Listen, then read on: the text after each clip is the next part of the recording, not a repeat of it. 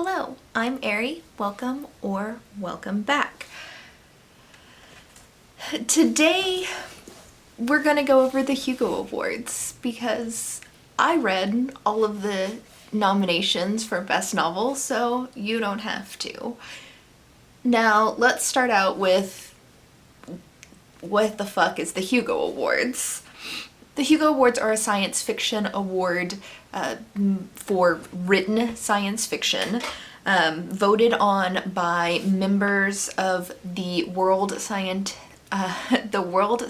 Fiction Convention. From January to March, members can nominate up to 5 titles and or authors in 15 different categories.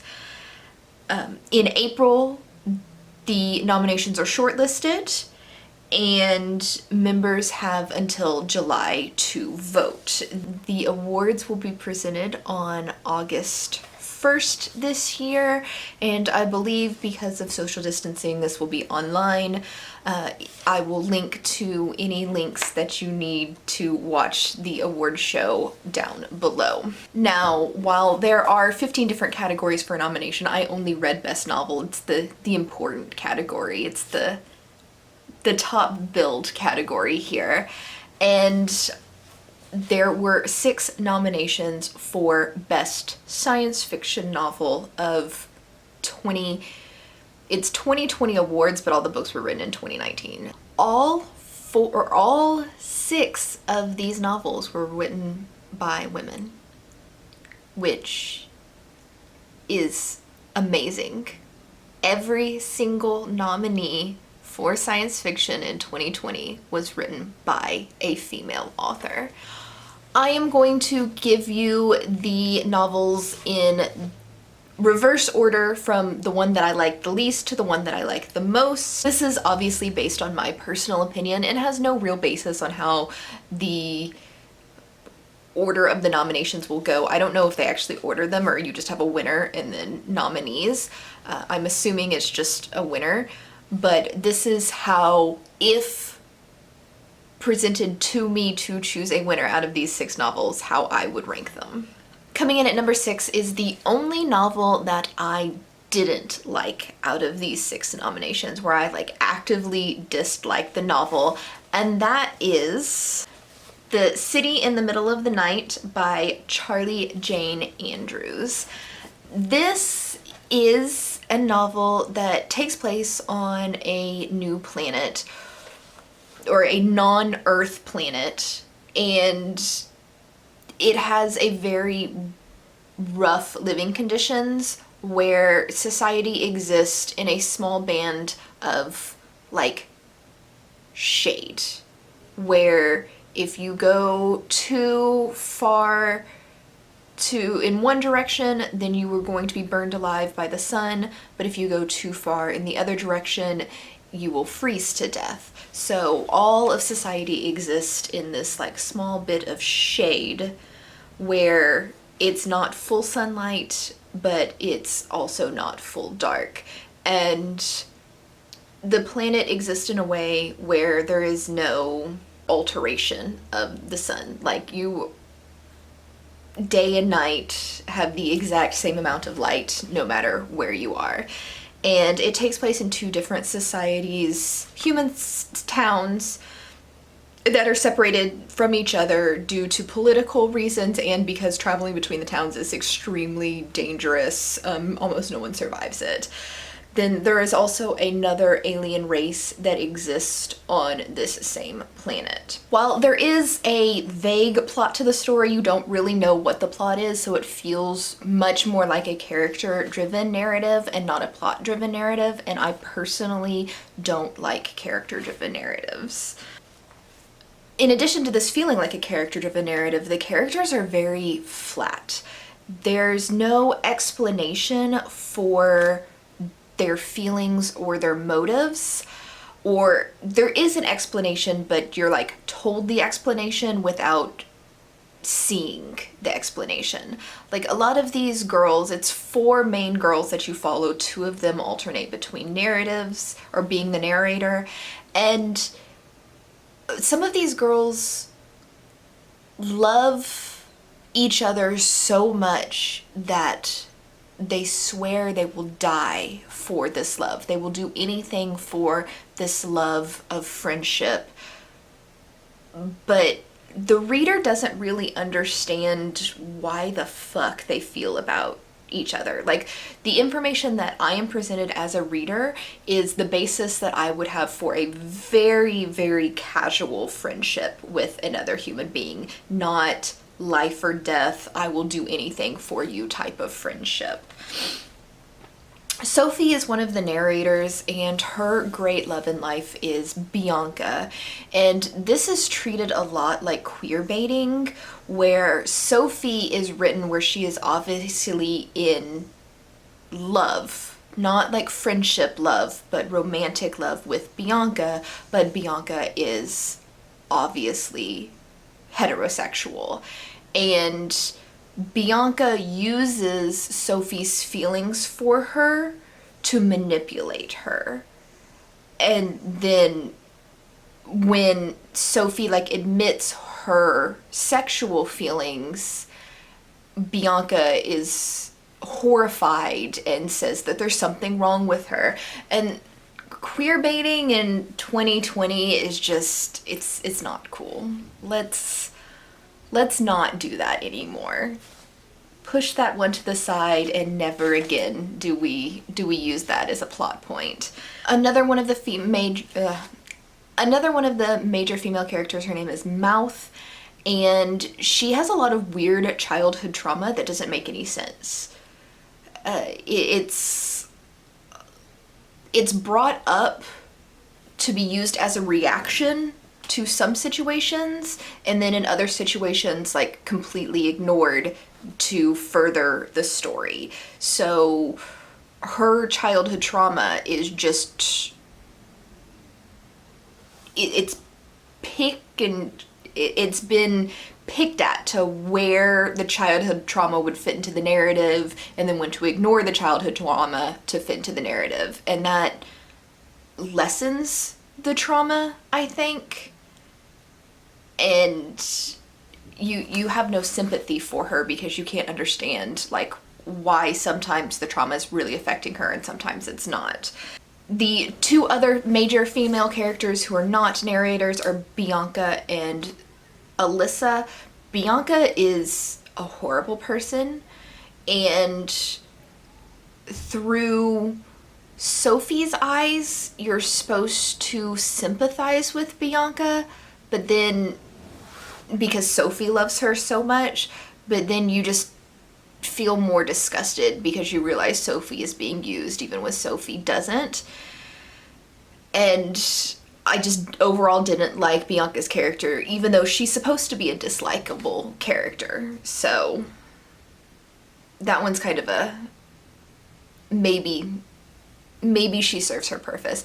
Alyssa, I can't figure out the point of her character. Like, I legitimately, other than to have a female companion that, again, is queer baiting with Mouth, where they have a relationship that if you were to read this by, like, Virginia Woolf, you'd be like, oh, they're lesbians, but at the time frame, you couldn't say they're lesbians, but there seems to be some like fear of coming out in labeling characters anything but heterosexual in this book, thus the queer baiting.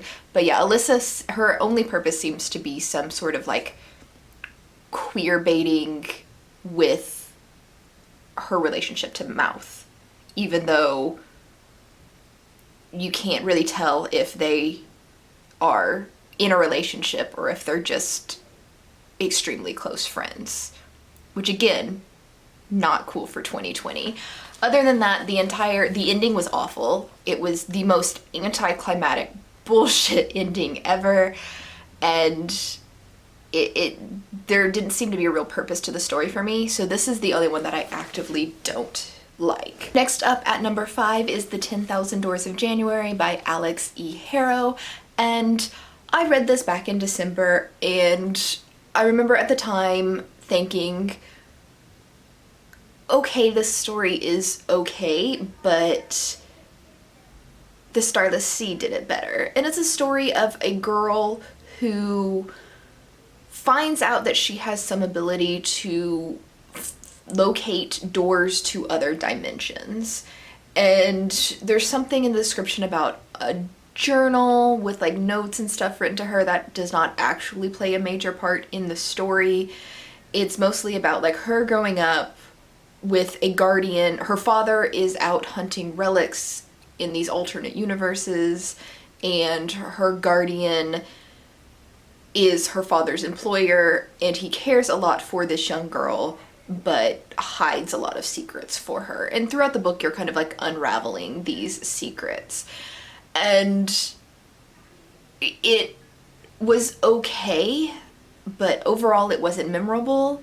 And I can think of so many stories that did the same thing but done in a much better, more entertaining way that's less forgettable. So while I don't have any great dislike for this story, it's just straight up forgettable. In addition to being forgettable, it felt more like fantasy and it felt more like young adult. It was actually nominated in fantasy for Goodreads Choice Awards, and the main character is like a child to a teen. This is much more young adult than actual adult, so I don't feel like it belongs in an adult science fiction nomination pool for both of those reasons. Next up at number 4 is Middlegame by Seanan McGuire. This one is about, I guess, genetic manipulation, where these evil people, well, I quote, these evil people basically are trying to manipulate time and space itself by creating genetically engineered twins. And one twin is like the language twin and one twin is the math twin, and there's multiple sets, though you only follow one set really in the book, who are Roger and Dodger. Yes, the names are as stupid as they sound.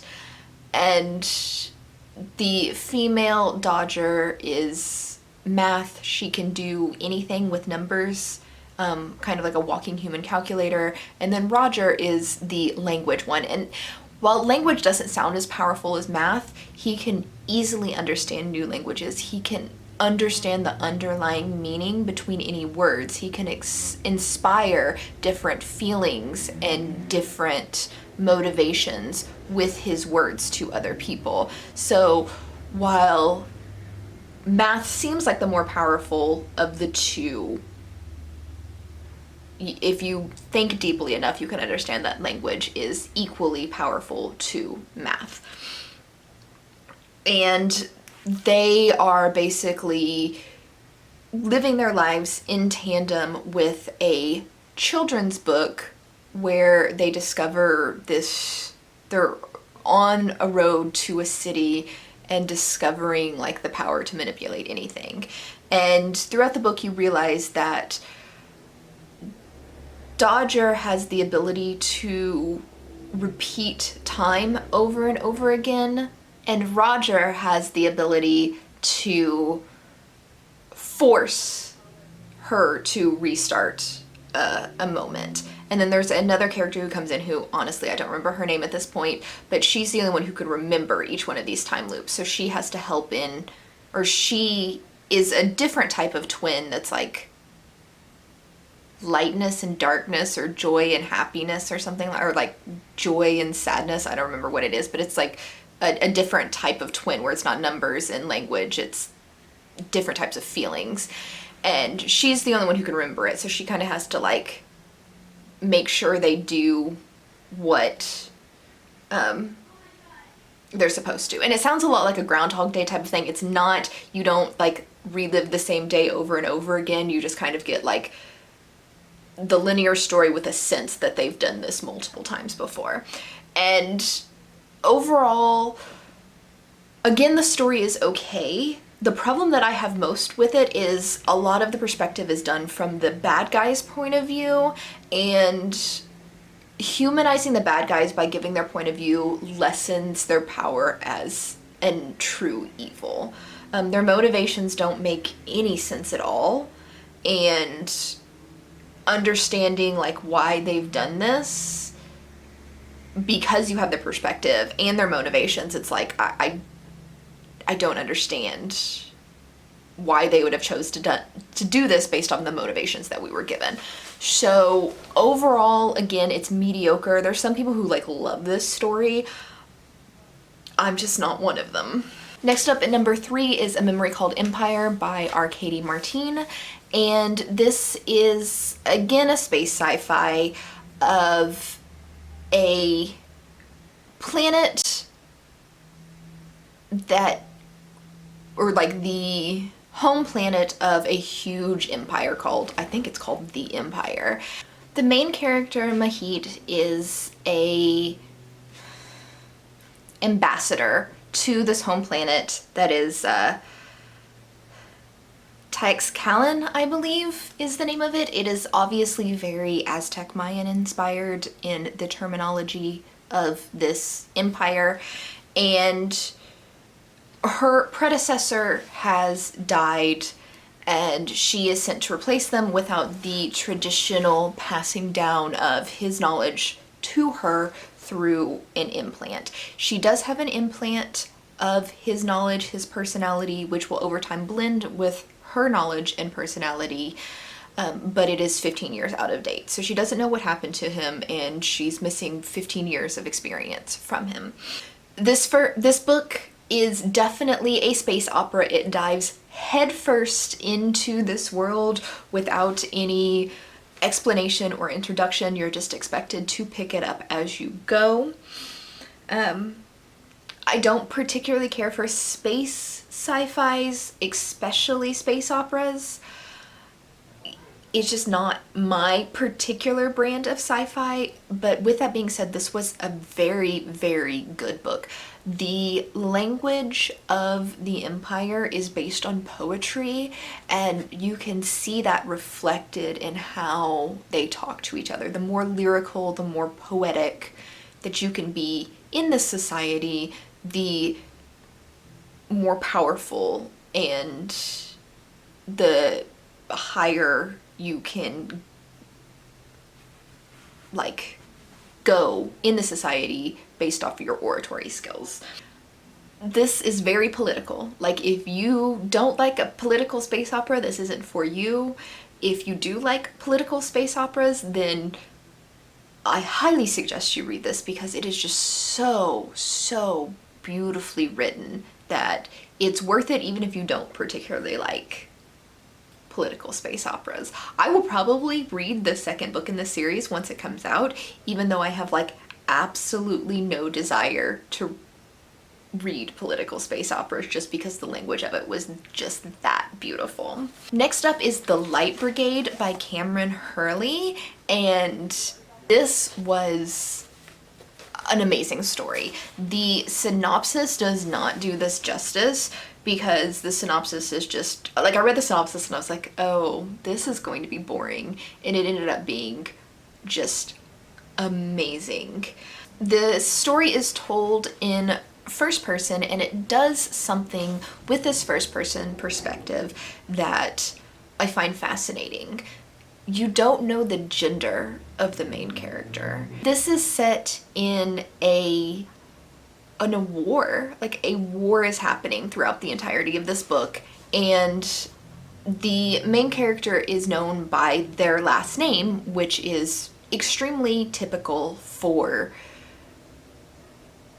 military operations in general. It's Dietz is his or her name.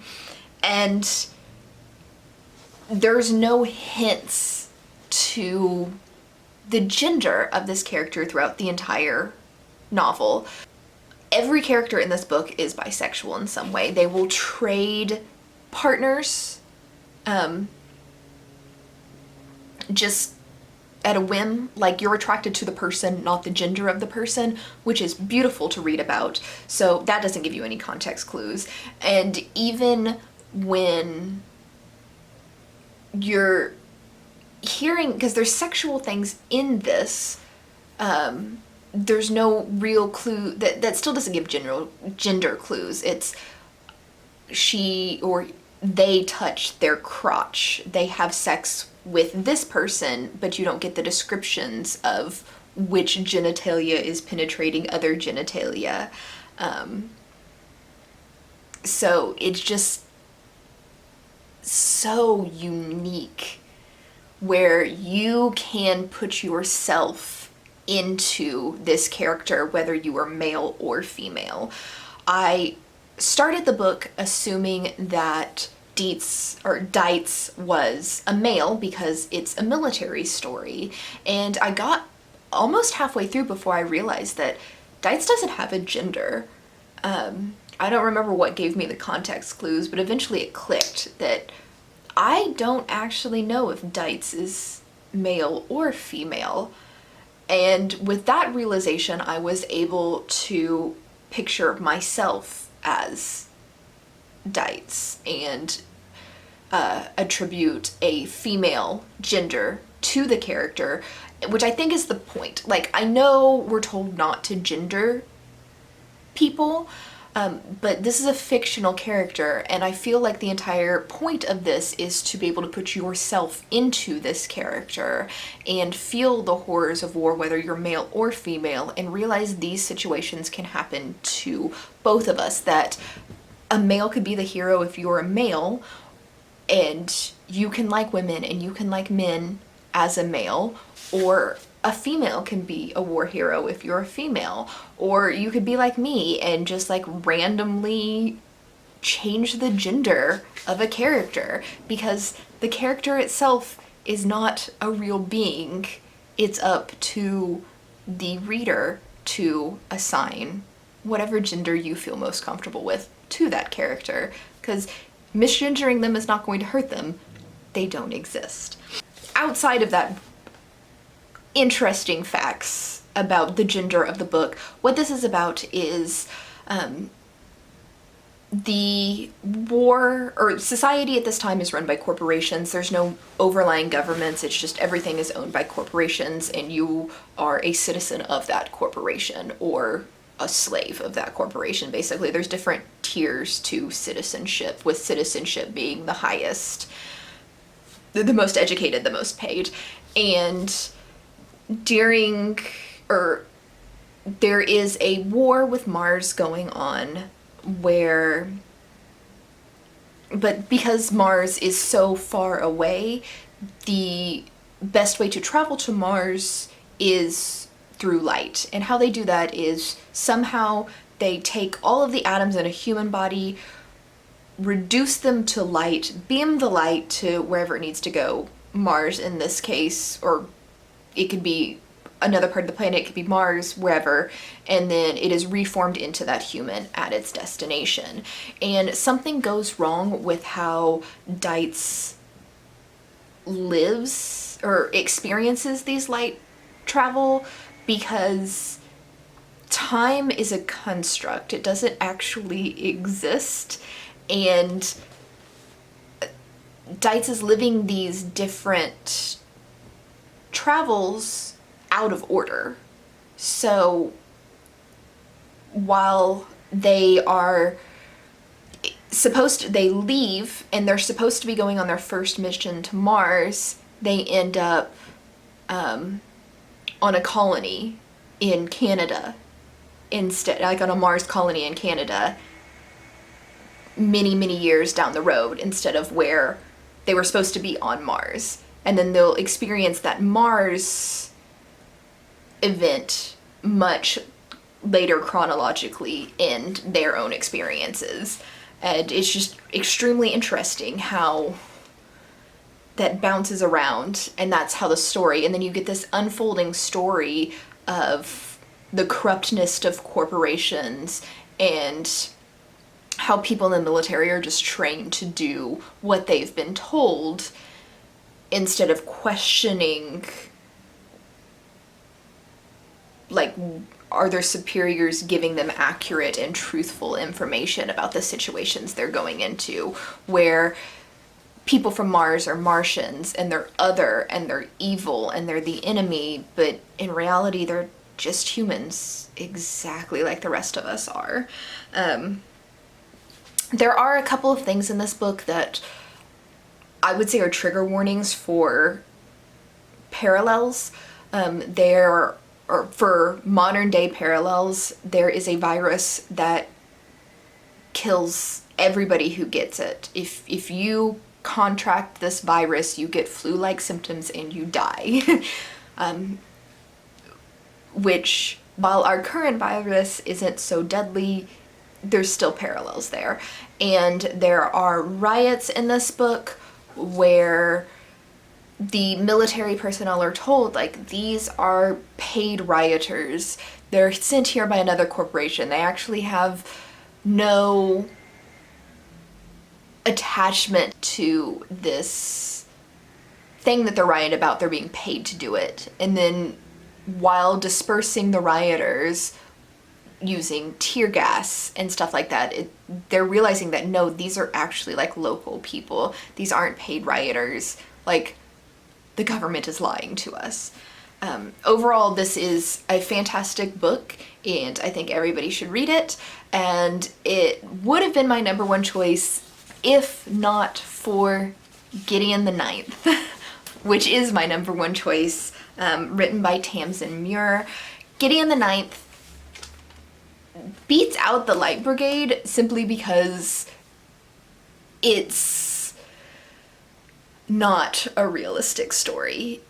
The reason I like reading fiction is an escape, and Gideon the Ninth is an escape because there are no real life parallels in this book.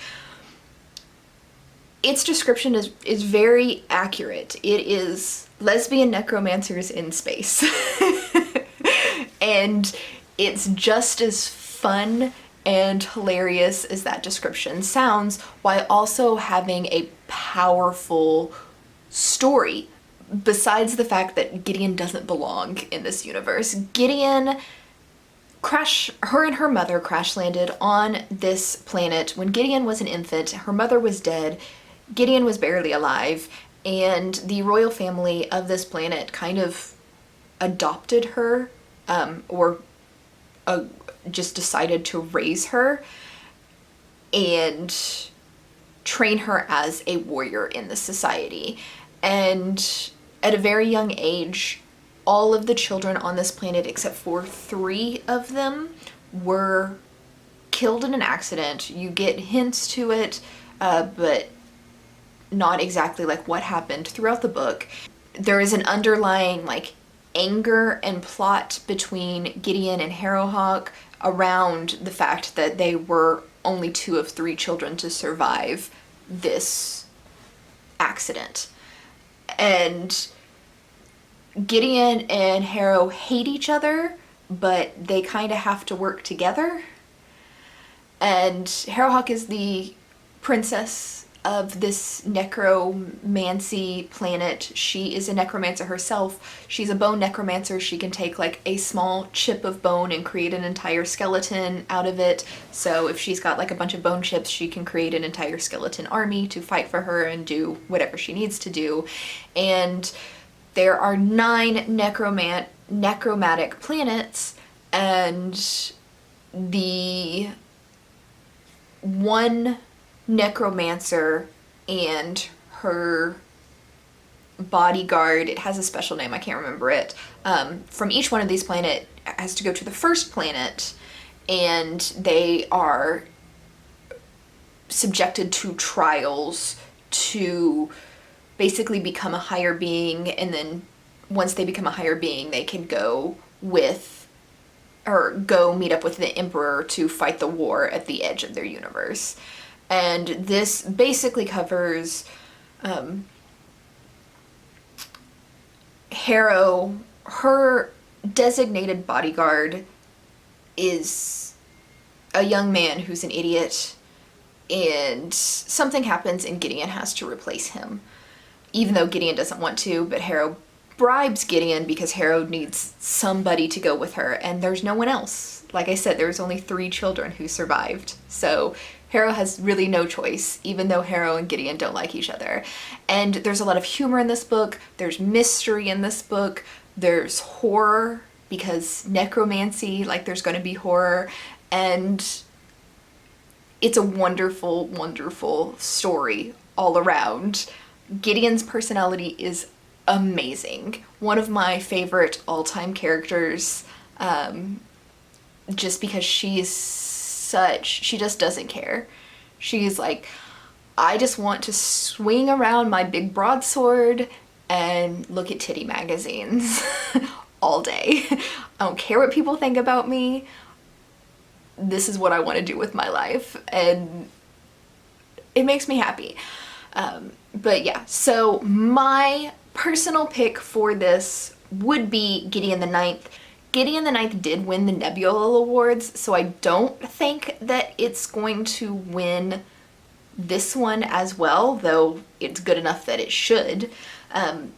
If I actually had to vote on who I think is going to win, I would say either the Light Brigade or Middlegame is who I think would win. Because Middlegame, even though I didn't like it, it's actually a fairly popular book.